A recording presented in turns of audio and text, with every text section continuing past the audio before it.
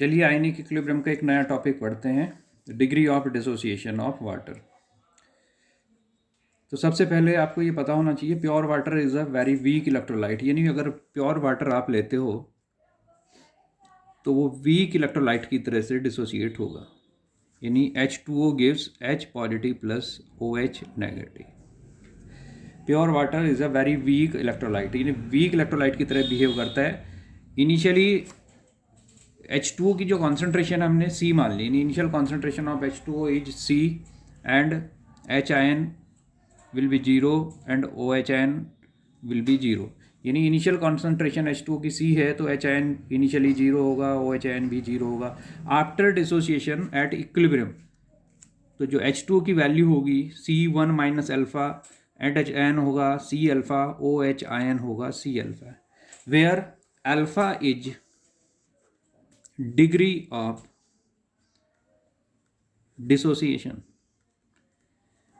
Alpha degree of dissociation.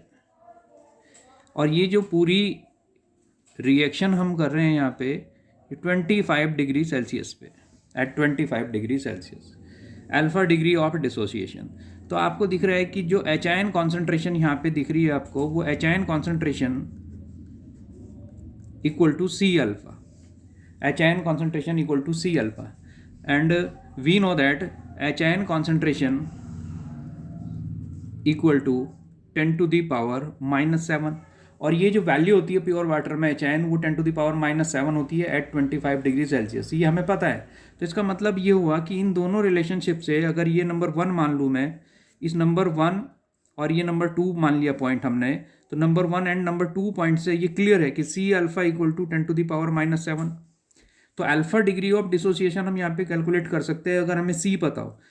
सी क्या है यहाँ पे? इनिशियल कॉन्सेंट्रेशन ऑफ H2O, यानी इनिशियल कॉन्सेंट्रेशन ऑफ H2O माने सी जो है वो मोलर कॉन्सेंट्रेशन ऑफ H2O। तो अभी इससे पहली वीडियो में हमने कैलकुलेट किया था मोलैरिटी ऑफ वाटर, तो सी की जो वैल्यू आई थी वो 1000/18, दैट इज 55.55 मोल पर लीटर मोलैरिटी ऑफ वाटर आया था, यानी concentration of water pure water. तो 55.55 वैल्यू अगर मैं यहाँ पे पुट करूँ, अगर यहाँ पे पुट करूँगा तो डिवाइड करने में दिक्कत रहेगी, तो इसलिए सी की वैल्यू ये पुट कर देता हूँ जिससे कि कैलकुलेशन आसान रहे। तो 1000/18 into alpha equal to 10 to the power -7 and alpha equal to 18 into 10 to the power -7 upon 1000 and alpha equal to calculate करके आएगा 1.8 into 10 to the power -9। Alpha equal to 1.8 into 10 to the power -9।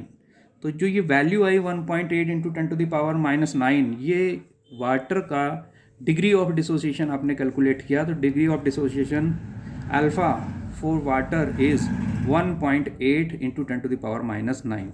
इस तरह से हम degree of dissociation of water calculate कर सकते हैं, जिसकी वैल्यू इतनी होगी एट 25 डिग्री सेल्सियस।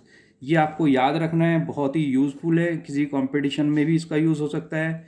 और बहुत सारे बच्चे 12th में भी आ जाते हैं, उनको भी ये पता नहीं होता कि कैसे कैलकुलेट करना है degree of dissociation of water.